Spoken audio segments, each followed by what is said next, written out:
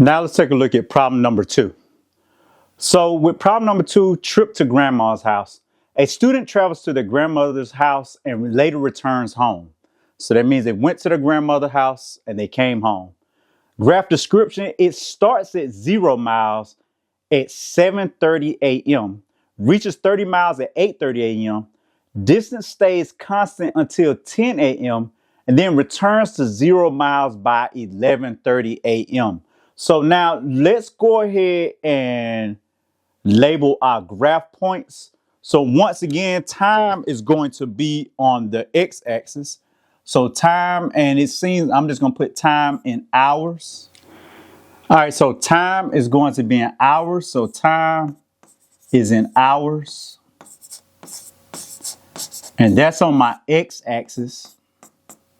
And then on my y-axis, the distance, it says it in miles. So I'm just going to put my y, and I'm just going to put my distance, abbreviate that, and I'm just going to put it in miles.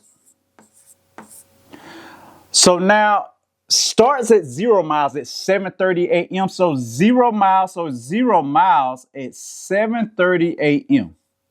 All right. So now our biggest number for our x-axis, it says it returns to 0 miles by 11:30 a.m. So that right there lets me know that I need to go in equal increments. Let's see if I try, and I need to go to equal increments up to 11:30 a.m. So watch this. Let's see. Let's see if we can go every other one. 8:30, 9:30, 10:30, 11:30. So great. So I'm going to go over every other notch. And I'm going to put 8:30 right here. I'm going to put 9:30 right here. 10:30 right here. And remember, I'm just skipping one notch. And then we have 11:30 right here. 11:30, I'm going to finish it all the way out. Our last plot is going to be 12:30 at the very end. That lets you know that you did yours correctly. So that's our x-axis. Our y-axis, it says reaches 30 miles at 8:30 a.m. So I want to stretch it out. I don't want it to just be like this small area on our graph. So let's see if we can go every other one.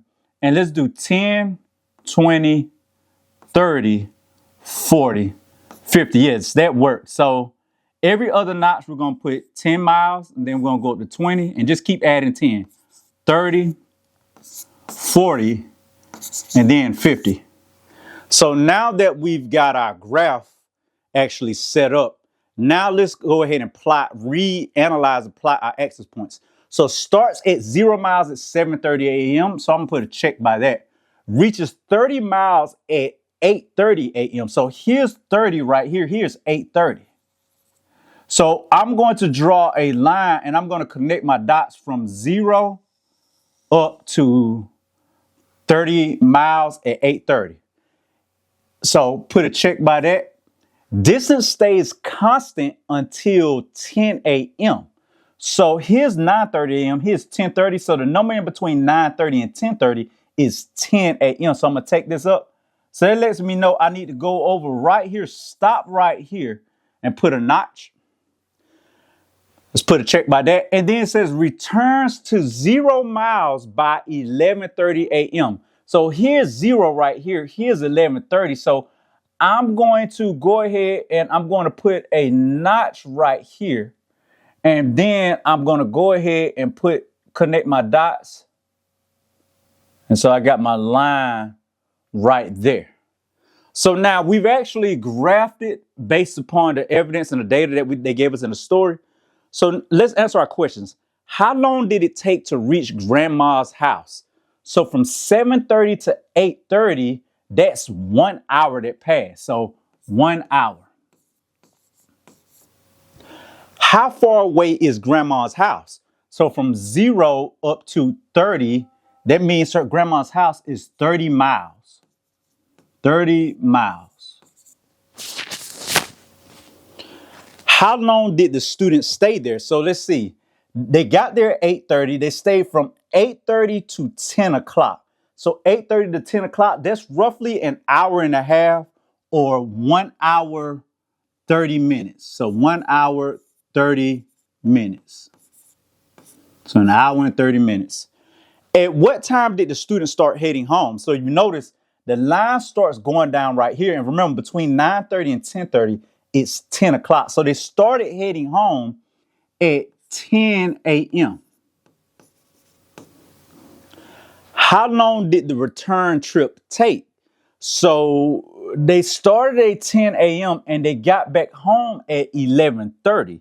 So 10 a.m. to 11:30, it took 1 hour and 30 minutes to get back home. Now let's look at question number 6. Was the return speed faster, slower, or the same? Explain using the graph.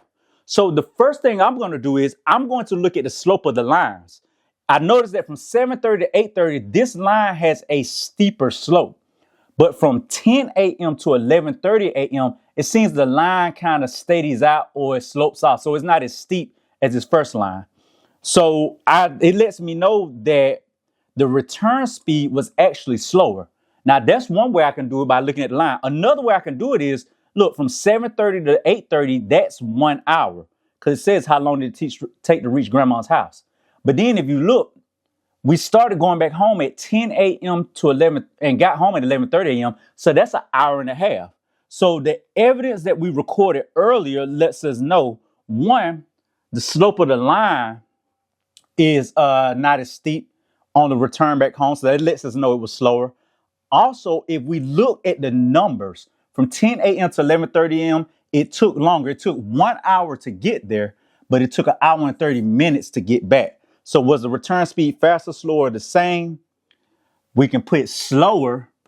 And we have two pieces of evidence that we can use that supports our answer. One, line slope. So the line slope. And then we can literally look at the time. And then time, we can put time is longer. So time is longer on the return. All right, so that's problem number 2. Let's go to problem number 3.